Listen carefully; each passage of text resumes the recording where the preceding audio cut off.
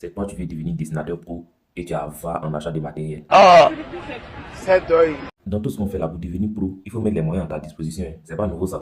En dessin, pour devenir pro, il te faudra faire des recherches ou des études qui vont tourner généralement autour du matériel. Donc, pour devenir pro là, commence à abandonner ton matériel basique. Tes crayons de CP1 là, tu dois jeter ça. Tu peux peut-être les utiliser pour les croquis et autres. Le fond noir par exemple, grâce à ma pierre noire, j'ai achevé ça en moins de 15 minutes. Mais imaginez si je devais utiliser les crayons basiques, le HB2B. Ça là, il pourrait passer des heures, 2 heures, 3 heures, peut-être même des jours dessus. Dans ma tête, ça fait brim, zrim, zrim. Ça fait comme ça. Donc quand je dis que pour devenir pro, il faudra minimiser l'usage des crayons basiques, c'est en quelque sorte pour gagner en temps. Parce qu'avec les crayons, le fusion, la pierre noire, tu arrives facilement à noircir, des zones. Contrairement aux crayons basiques, tu vas finir le crayonnage, tu vas estamper, tu vas tout ça. Vous voyez, ça fait perdre du temps. Je vous recommande vraiment ces crayons-là, même si leur usage est vraiment complexe. Aïe, qu'est-ce que c'est facile? C'est pas facile. Même ta grosse gomme du primaire là, tu ne dois plus utiliser ça. Désormais, il te faudra la gomme mono zéro, la gomme électrique. Parce que pour traiter la texture de tes sujets ou de tes objets, il te faudra des gommes qui sont moins épaisses. Et ta grosse gomme du primaire là, ça ne pourra pas t'aider. Tu vois, non? Même gomme, il a son pro.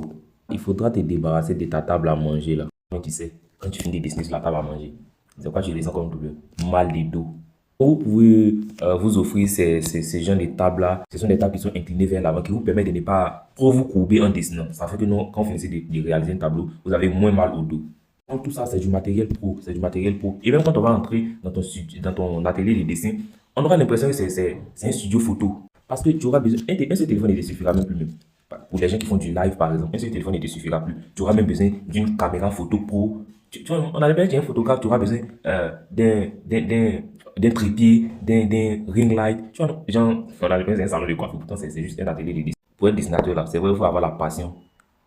Pour mettre les moyens financiers à ta disposition pour avoir le matériel. Il faut aller à ton rythme. Au fur et à mesure, tu aménages ton espace de dessin. Parce que c'est ton bureau, ton espace de dessin. Et pour devenir pro, là, comme je l'ai dit, il y a vraiment un minimum de matériel qu'il faut avoir. C'est pourquoi vous verrez que nous, les dessinateurs, notre argent ne sort presque pas. Parce que tout notre argent, ça finit dans le matériel. Et si tu essaies de devenir pro, que ça ne marche pas.